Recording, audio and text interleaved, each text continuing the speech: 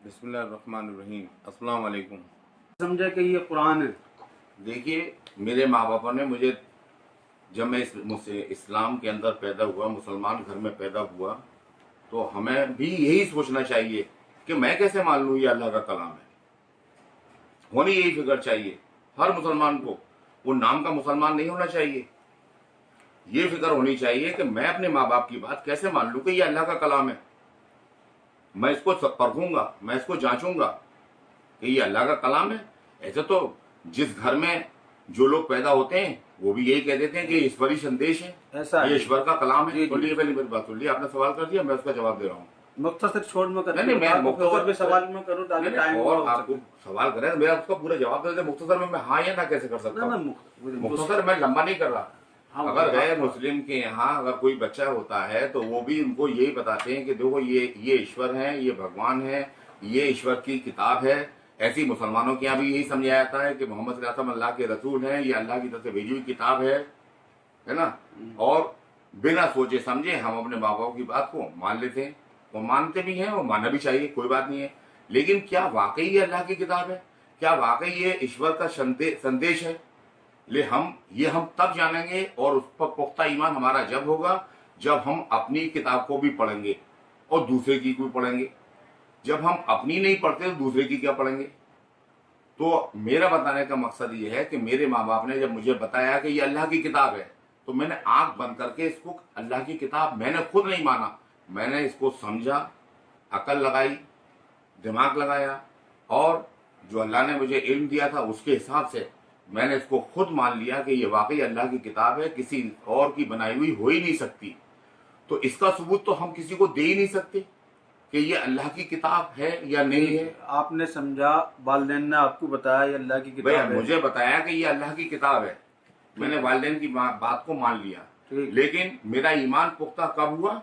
जब मैंने इसको पढ़ा और जब मैंने इसको ये समझ लिया कि ये अल्लाह की किताब है और इसमें कोई शक की गुंजाइश नहीं है, तो फिर जब इस किताब के लाने वाले को भी मान लिया कि वाकई वो अल्लाह के रसूल है, जब इस किताब को मान लिया और उस रसूल को मान लिया तो जाहिर सी बात है कि इसका भेजने वाला भी सच्चा है। तो मैंने तो आंख खोल के समझ के इस किताब को भी अल्लाह की किताब माना और जिसको मैं ये देता हूं मैं उसको भी यही कह के देता हूं कि मेरा ये अकीदा है, मेरा ये मानना है कि ये अल्लाह की किताब है। गौर करके देखो, अगर तुम्हें लगे कि वाकई ये सच्ची किताब है तो तुम भी इस पर अमल करो। ये बोलिए।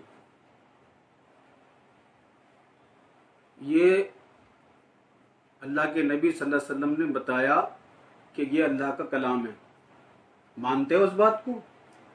मुझे घर वालों ने सब यही बताया। घर वालों पे वही आई या मैं जो सवाल कर रहा हूँ अब ये तो आप मेरे घर वालों पे तो ताल्लुक वही से आई बताइए या नहीं आई। मैं इस्लाम घर में पैदा हुआ, मुझे नहीं पता मेरे घर वालों ने क्या देख करके इस्लाम को समझा। मैं इस्लाम घर में पैदा हुआ और मैं मुसलमान बना। जब मैं मुसलमान बना और जब समझदारी मुझ में आई तो मैंने खुद सोचा, गौर करा कि जो माँ बाप मुझे बतला रहे हैं क्या ये सच्ची बात है, या ईसाई लोग सच्चे हैं, या हिंदू धर्म सच्चा है, या फला धर्म सच्चा है। तो क्यों ना मैं अपने धर्म को पहले जानूं, अपनी मजहब को पहले क्यों ना पहचानूं। मैंने माँ बापों की बात को सुना लेकिन आंख बंद करके उनकी बात को भी नहीं माना। मैंने तो तहकीक शुरू की, पहले अपनी मजहब की किताब को क्यों ना समझे। और जब मैंने तहकीक करी और जब मैंने कुरान को समझना शुरू किया तो कुरान अपनी गवाही आप देता है कि मैं अल्लाह की किताब हूँ। जैसे कहा किस तरह से इनकी आयतों को जब हम देखते हैं तो हमें महसूस होता है खुद ब खुद। आयत मिसाल के तौर पे मैं तुम्हें एक बात बता दूं, जब मैंने ये देखा कि दुनिया, अल्लाह ताला ने कुरान के अंदर ये गारंटी दी है कि हम ही इसकी हिफाजत करने वाले हैं और इसमें कोई घटा बड़ा नहीं सकता। जब मैं इस आयत पे पहुंचा और फिर मैंने दुनिया की सारी किताबों की तरफ गौर किया तो कोई भी किताब मुझे ऐसी नजर नहीं आती कि जिसका एक 7 साल का बच्चा भी हाफिज हो जाए। और माशाल्लाह अल्लाह का इतना बड़ा एहसान है कि इसके लाखों करोड़ों आदमी इसके हाफिज मिल जाएंगे।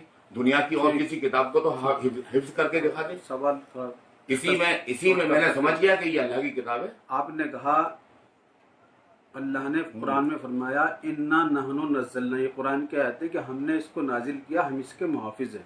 ठीक है। ठीक है।